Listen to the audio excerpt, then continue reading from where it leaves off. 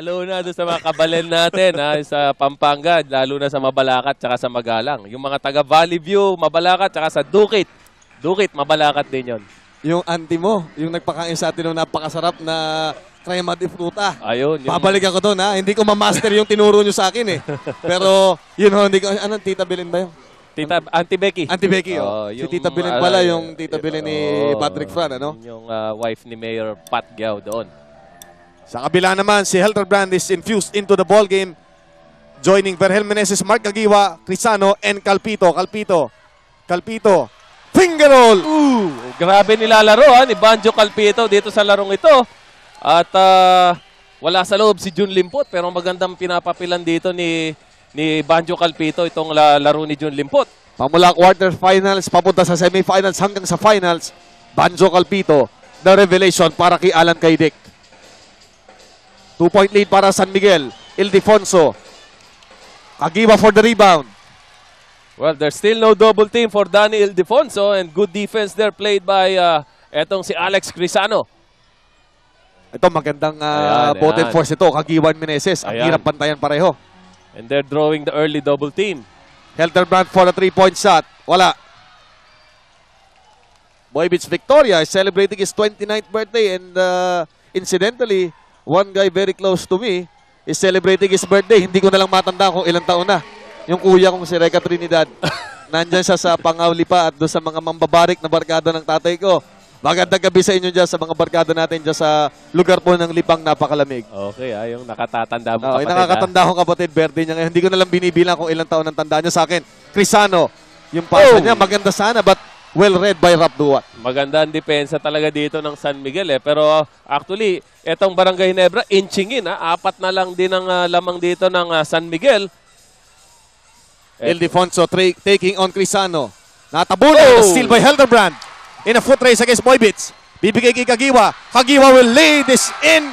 And Kagiwa sparked Ginebra with 9 points. 7 of them coming in the first quarter. And this is the game of Barangay Ginebra, running game. Tapos yung walang double team dito is paying off for them. Crisano doing a good job. Pumaul pa siya ron. Doing a good job on that isolation defense kay Daniel Ildefonso. Unnecessary foul, kung nakita natin yan. Ito yung steal ni Helterbrand. He starts the break. Ito pong slow-mo na yan, nakikita ninyo. Hatid sa inyo na PLDT text 135. If you can say it, text it for free activation call 171 at activated agad yung game ni Mark Agiwa who has 9. Yan ang kanyang in-score in game 1. Actually, they're trying to draw another foul here from Alex Crisano and the refs. Calpito na naman, Coach Yeng. Pero he gets up gingerly. Mukhang nasungkit ng kuko doon sa kanyang right arm. Oo nga. I was about to say, yung mga refs allowing some contact there. Yung isang nakikita natin na hindi nalalaman ng maraming scout, yung kanyang explosive first step to the basket. Deceptive kasi. Hindi mo alam kung anong gagamitin niyang paapang atake. Tama ka ron. Victoria will take this one. Offensive rebounding, last touch. Nako. Mukhang last touch yung pula doon.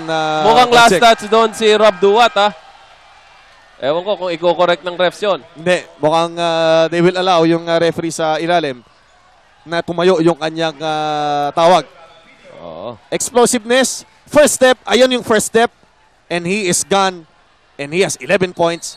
And slow-mo brought to you by PLDT text 135. If you can say it, text it for free activation call 171. Pinahinga nila si Mark Kagiwa. I think he has done his job and he has done quite as well para sa Barangay Ginebra and a foul sa ilalim ng Duat. At nakita siyang nanulak doon. Ito si Rob Duat. Pero itong si Alex Crisano defending itong si Daniel Ildefonso well and also making that stop on Danny Siegel. Coach, marami nagsasabi ang laban daw ng San Miguel at saka ng Barangay Ginebra could be a mismatch. But not at this point. Tabla po tayo, 25-25. Yung first game, maraming nagsasabi, hindi pwedeng maging indication dahil balikan natin po ang history. Dumaan sa grueling 5-game series ang Barangay Ginebra and had 1 game to recover. Tapos tinapat na agad nila yung San Miguel Beer nung linggo. At ito namang San Miguel, nagkaroon ng pagkakataon para magpahinga ng bahagya. Kaya mas fresh sila dun sa first game na yon. Pero ngayon, ano na to? On equal footing na itong paglalaban ng dalawang team na ito ngayon. Rejuvenated Barangay Ginebra toe-to-toe with San Miguel Beer. 8 and 18 remaining in the second quarter. 25 all ang ating score. Lago from the outside. Ang bigat niyan. And that spectacular long-distance shot was brought to you by PLDT NDD. Now was lost 3 pesos per minute anytime and anywhere in the Philippines. Call 171 for free NDD activation. Verhel Meneses, ina-isolate nila against Lago. Ando ng double team dumating. Helterbrand is open. Magtulis is open. Malayo from long-distance shot. And another spectacular long-distance shot brought to you by PLDT NDD. Now was lost 3 pesos per minute anytime and anywhere in the Philippines. Call 171 for free NDD activation. Magka-count ulit tayo dito ng mga 3-point shots. Mukhang marami-rami na rin, ha? Mamaya, sasabihin natin kung ilan na total ng 3-point shots dito. Total, no? Sige, sa first quarter, nakita natin bukas. Boybits Victoria celebrating his birthday with that getaway. Yung nagkakaroon ng problema pagka nagkakaroon ng switching sila, no? Na-open yung point guard, malimit sa San Miguel Beer. Usually, may miscommunication yan doon sa pick and roll. Ano? Pag nag-pick and roll itong San Miguel, may naiiwan sa depensa ng Barangay Ginebra. And Verhel Meneses asking JJ Helterbrand, huwag pumunta doon sa may bandang dulo, sa may baseline, but dito sa ibabaw. 3-point field goals, Coach Yeng? Ito, yung San Miguel, 4 out of 7. Ito naman, Barangay Ginebra is 4 out of 10. So, total of 8 3-point shots dito early in the second quarter para sa dalawang team na to. May double team kay Jun Limpot. Meneses is open. Ayan Meneses shoots. At ngayon, ang total na ay 5 out of 11 na itong Barangay Ginebra. On that PLDT IDD long distance shot by Verhel Meneses. Ito yung shootout na naman from the 3-point area ng dalawang team na to. Lamang na ng isang kusing. And stepping on the baseline si Sigel. Excellent defense ni Crisano. And Barangay Ginebra holding its own against San Miguel Beer in game number 2 of the PBA All-Filipino Cup. Mabilis ang pacing ng larong ito ngayon. At ito, nakalamang na kagad ng Barangay Ginebra, if I'm not mistaken. First time they taste the lead dito sa larong ito. Tumpa, Coaching. At kanina, nag 3-point shot ng umpisa si Magtulis. That gave them a 3-2 lead in the first quarter. Magtulis. Uy. Parang hindi karakteristik ni Magtulis yung pukol na gano'n. Oo, parang hindi dapat na minadali yung tira na yun. Wala siya sa lugar. Pero sabi mo nga kanina, babalik ako yung puntong yun. Yun ang Ginebra, yun ang karakter nila eh. Di ba? Walang structure, laro. Kumbaga, short of saying na, kumbaga, bara-bara ang laro. Pero yun ang karakter talaga nila eh. Ildefonso, muscling his way in. Ang lakas, nakuha niya yung offensive rebound. The kick out to Lago, who had one 3-point shot. Mainit talaga tayo dito. Alam bang meron dito? At umuulan po ng PLDT IDD long distance shots. Bale, 10 na. Total 3-point shots dito. 5 of 8 naman para sa San Miguel. Nagiging 3-point shooting contest itong game na to. Humihingi kayo ng championship game? Ito, first half championship game ang pinapakita sa inyo. Both Barangay Ginebra and San Miguel Beer with score pegged at 33-31. We'll be back after this timeout.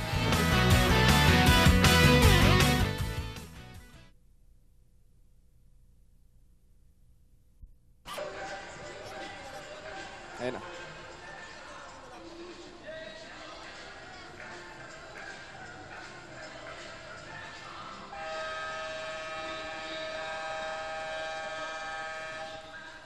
Dr. Trusted Alaksan, number 1 sa sakit ng katawan, doble visa, doble galing. And quickly, pumunta tayo kay Chiki Roa with a special... Anak, na-miss ko to si Chiki. Chiki! Mapabasketball man o mapagolf, basta itong mga taga-Pasig talaga mahilig sa sports. Kasama ko isa na dito, si Toti Carino. Toti, sabi mo nga dito sa Pasig talagang patok na patok ang basketball. That's right, Chiki. Alam mo, sa bawat barangay sa Pasig, merong covered basketball court. And people are just so basketball crazy.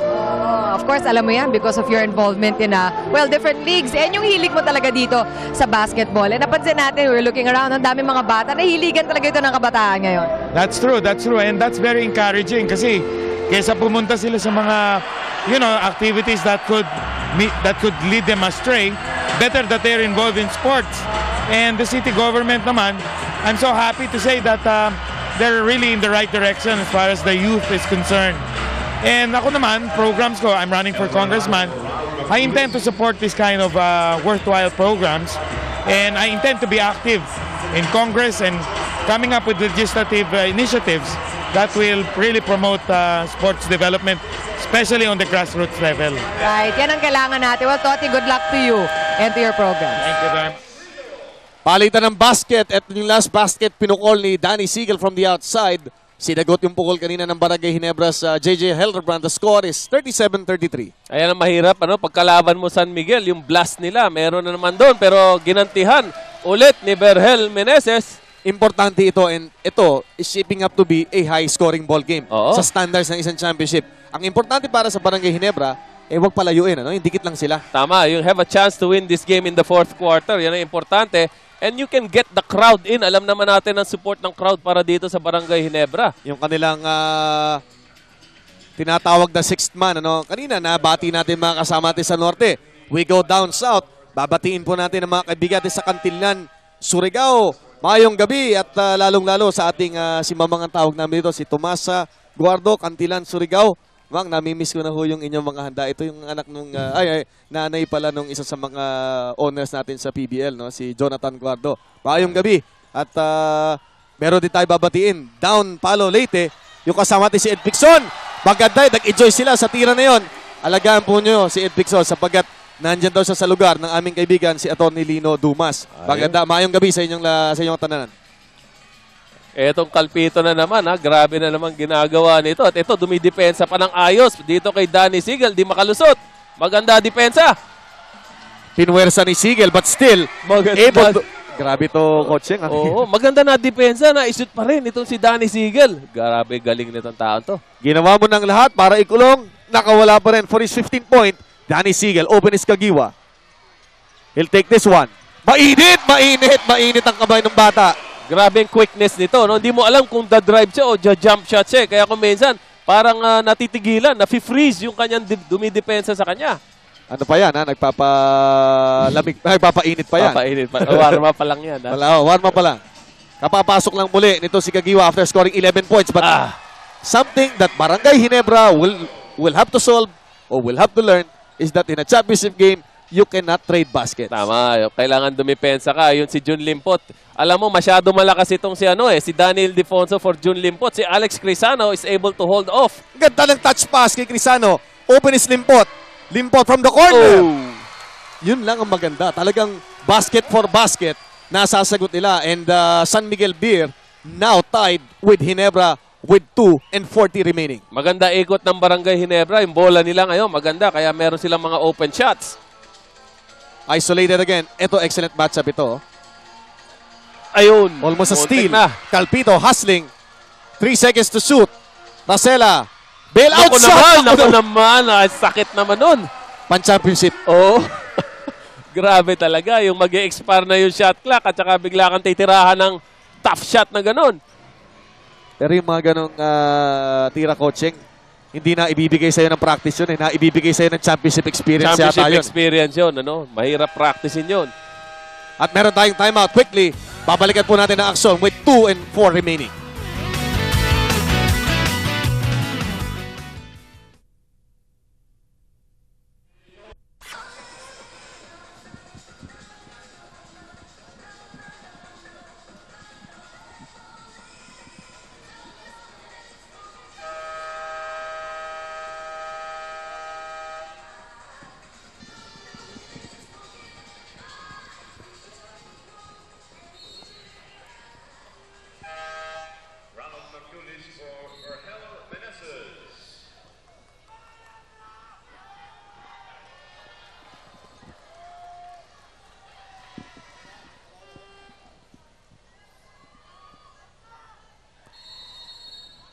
New Technology Motolite. Mas pangmatagalan. Chino Trinidad po, Yang Yao, nagbabalik ang inyong tambalan. At ulit naming inaaniyahan mga kapatid natin, lalo po ang mga kapatid natin dyan po sa Pampanga. Oh yes, yun. Babatiin natin yung Mothers Club dyan sa Dao. At saka meron tayong maliit na fan doon, si Abigail Luis Adam Aguilar.